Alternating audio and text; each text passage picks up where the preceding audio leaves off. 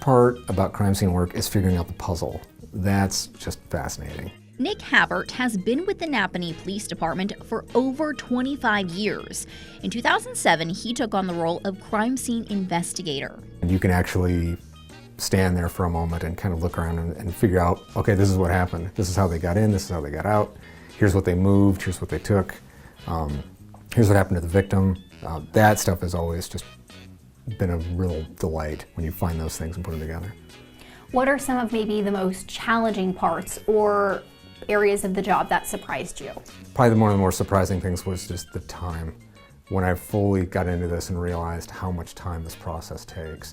Nik tells me the reality of the job is much more complicated than the fast-paced scenes you see on these crime shows. Carlisle, homicide. Stabler, special victims, my partner Benson.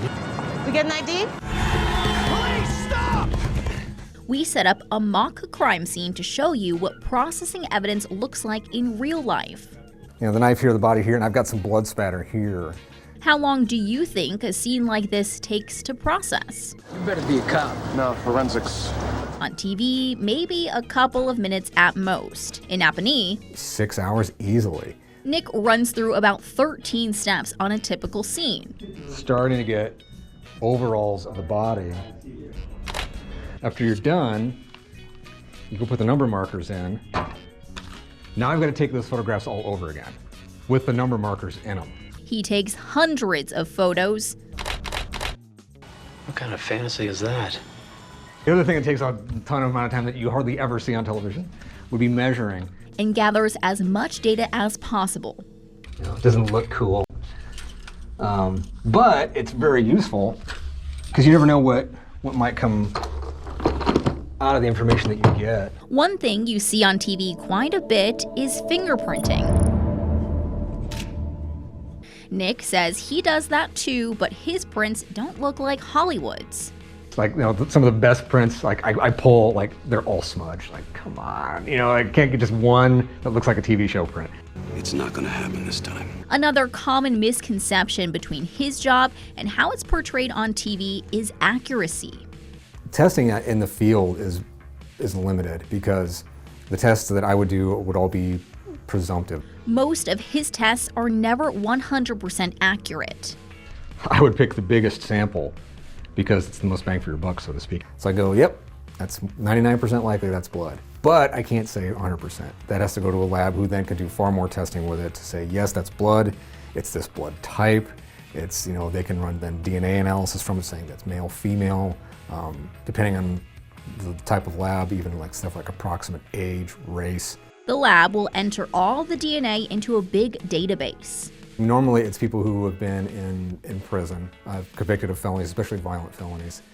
How long does it take to get results back from the lab? It takes a while. The DNA on Edwin and Todd's in. He's clear, it's not a match. There's a pretty good sized backlog right now with crime labs, even private labs. So they can take months. Definitely not overnight.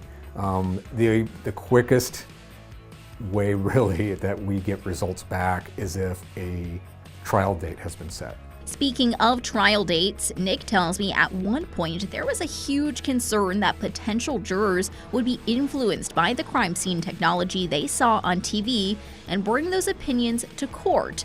But are these shows realistic enough to influence a juror's opinion? Objection. Overruled. We watched a couple of clips with Nik to find out. He walked us through what's fact and fiction. Thanks. There he goes, taking someone else's pen and contaminating that sample with someone else's DNA right away. So he's picking up manure, like, I'm gonna take your DNA and stick it in this manure. Mosquitoes.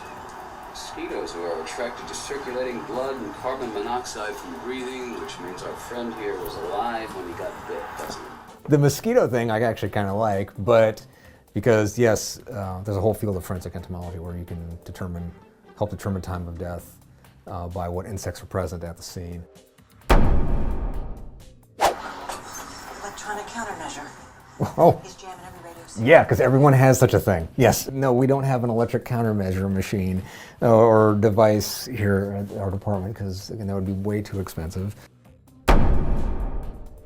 Damn, guy is good. What would you want people to know about your job and what you do? Probably the biggest thing is, again, like, we're not miracle workers. We can't do everything you see on television. And we can only do what we have in the scope of our training and equipment.